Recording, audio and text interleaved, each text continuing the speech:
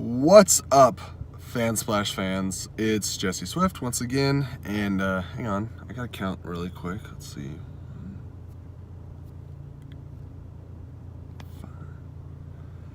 It took 6 movies to make a good Transformers movie.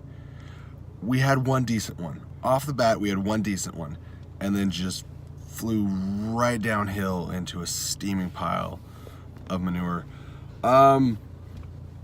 Why did it take them so long to realize that their problem was, the issue would be the one thing that's constant in all these things, which is Michael Bay. And then he goes over and ruins Teenage Mutant Ninja Turtles. It's like, guys, stop giving him work in Hollywood.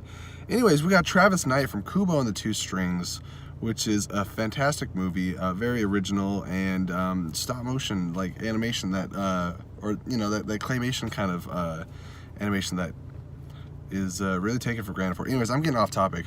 Bumblebee shouldn't have worked because this should be a dying franchise, and spinning off a character, 6 movies down the road doesn't seem like the greatest idea.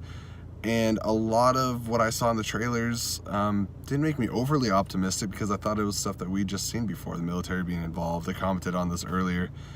But pretty much everything worked about this movie, and nothing felt forced.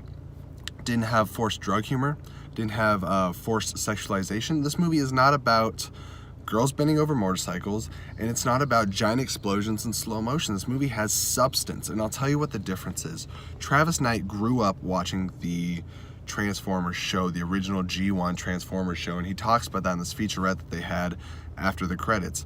And I think the difference is the way Michael Bay approached it is he looked at the Transformers not as a show with characters and interesting plot and storyline stuff. He looked at it as, look at these really cool toys. What happens if I came up with some bullshit storyline and just smashed toys together for 2 hours? That'll sell tickets, right? And then when it sold tickets, they just let him keep his job and keep making the same thing, which is toys smashing together, which is the equivalent of getting Batman and Robin over and over and over again. And Travis wanted to pay respect to these characters. He wanted to delve into Cybertron a little bit and how each character had their own personality. They're not just robots and explosions. They mean something to the fans. The fans have been following these characters since early childhood, and it's about time that they get done right. So yeah, did I enjoy this movie after talking shit about this franchise and not really being optimistic about Bumblebee? Yeah, no, I really liked it. I liked it a lot. I would give it somewhere between an 8 to an 8.5 out of 10. I highly recommend it. I saw it, it's 2 weeks early, which is amazing. This is one of the most packed theaters I've ever seen, like outside of like a Star Wars opening night or whatever. And this was just one showing, one theater within like 50 miles, and I hadn't heard anything about it. I found out about it on accident. But I looked behind me, I saw like 2 open seats in the whole theater. I was like, wow, this is nuts. And ranging from every age. I saw some elderly people. I saw, I heard, I should say, kids. It was awesome.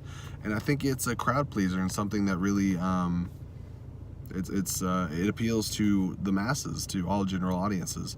And I think it's worth watching. It's a movie about characters, and they make Bumblebee, obviously Bumblebee was already like the best Transformer in the other movies, but they make him, even at this point, more likable, more enjoyable to watch. And there's a lot of tragedy to his character that they've capitalized on.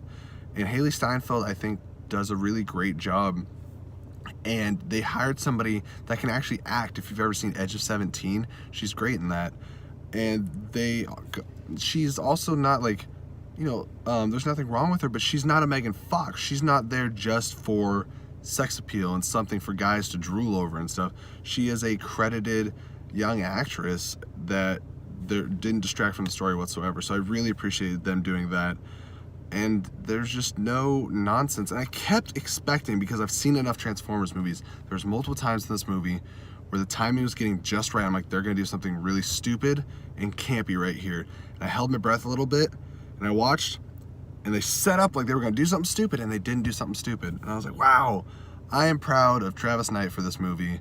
And I really hope, I don't know how they'll do it, but I really hope that the Transformers franchise can continue from this movie. It seems like it sets up the original franchise, which is unfortunate, because when you have such a great origin like this, setting up garbage, it's kind of like Man of Steel. Man of Steel's amazing, sets up trash. So it's unfortunate, but maybe they can find a way to retroactively reboot the franchise with some time travel or something. I don't know. Days of Future Past it. And yes, Tyler and Scott, that hurt me to reference. Anyways, I just wanted to let all you guys know that without getting into spoilers or anything like that, you should go out and give this movie a chance. And I think you'll have a good time. And I think there's actual hope for this. And maybe Travis Knight, if he's not too busy getting a whole bunch of other offers after this movie, maybe he can actually take this franchise somewhere that it needs to go. All right, guys. Well, that's my review for Bumblebee. Have you seen it? Did you like it? Comment down below. Let me know. And also make sure to click the little bell icon so you know when we're dropping reviews and podcasts and everything like that. So until next time, may the film be with you, and Autobots, roll out.